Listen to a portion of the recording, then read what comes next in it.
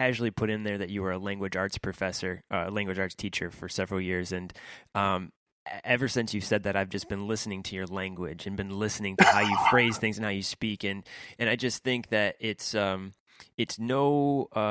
coincidence that your relationship with language and how much you've studied language has allowed you to put these things into words and phrases and collections of writings that make sense to people. So thank you, Ryan. That's so kind of you to say.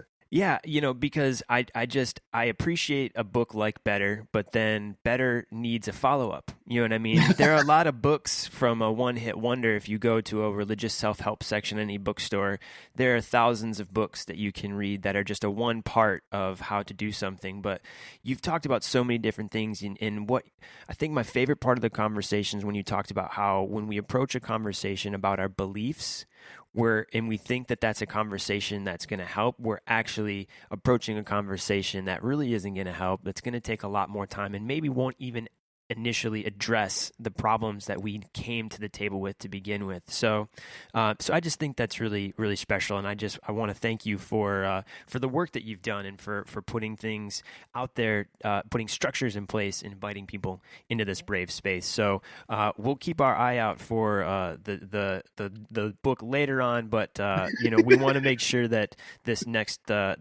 piece to Better is going to be, I think, really important because Charlottesville seems like it was kind of it was like Ferguson happened and then Charlottesville happened. It wasn't a lot of time, it seems like it, but it was just, here we are again, and so I think in terms of coming to enough, Charlottesville was that enough for people. So the response to that, I think, is really important. I think Parkland shooting is another enough, and I'm hoping that we'll start to think about that there's enough in terms of this current political administration and the working that they're doing, and hopefully the collective conscious of America will realize that our government, it's enough of the damage that they've done in sort of setting these systemic things in places in the sort of partnerships and things that they're creating, and hopefully people will wake up to voting otherwise and will stand up and use their votes to be different and to be better. That's exactly what my hope too, my friend. Yeah, exactly. Well, thank you for the time.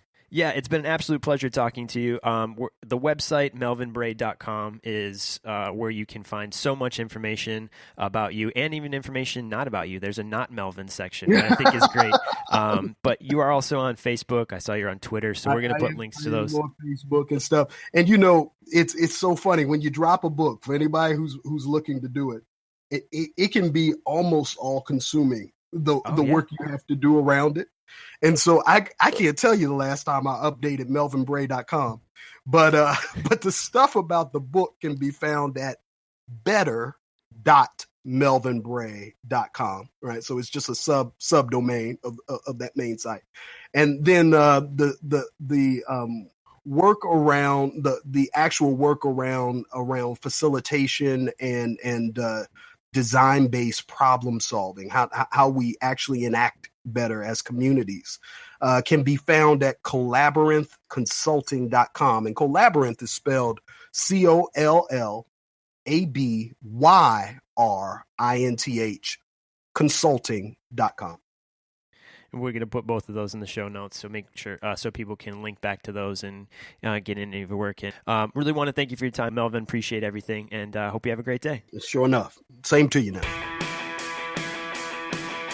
Well, there you have it, friends. I really hope you enjoyed this week's episode with my guest, Melvin Bray. Make sure to pick up your copy, Better, Waking Up to Who We Could Be. I've got links to that in the show notes for you, so make sure to pick up a copy of that. Not a whole lot in terms of announcements this week, pretty slow week here at Mission Hill, so wanted to take this opportunity just to talk about how we can connect and how you can connect with me here at the Mission Podcast. I'd love to hear from you. I'd love to hear what's going on with your world and what you're thinking about social justice and what challenges you have. So would love you to send me an email at themissioncast@gmail.com, and let's just talk about some questions you have, talk about social justice. Maybe you don't even know what social justice really means means for you, let's talk about it. Send me an email to themissioncast@gmail.com. You can also send me a comment on Facebook, or if you'd like, leaving us a comment on iTunes also really helps. Giving us a rating, that really helps. So send me a comment on Facebook or iTunes, and you'll also get a shout out along with that. And you can also tweet using the hashtag #TheMissionPodcast. Tweet your questions. I'm always checking the hashtag and seeing what interaction I'm getting on there. So tweet me as well. I would love to hear your questions. So this isn't a one-way conversation. I want to talk to you as well. I've got great guests that have been able to provide amazing content, but I also want to hear from you, our listeners, the ones that are keeping us going and the ones that these conversations are for. So let's chat, connect with me. That's all we have for this week. Stay tuned next week for a special episode of the Mission Podcast. You're not going to want to miss this. So let's pick this up next week. This is the Mission Podcast, signing off.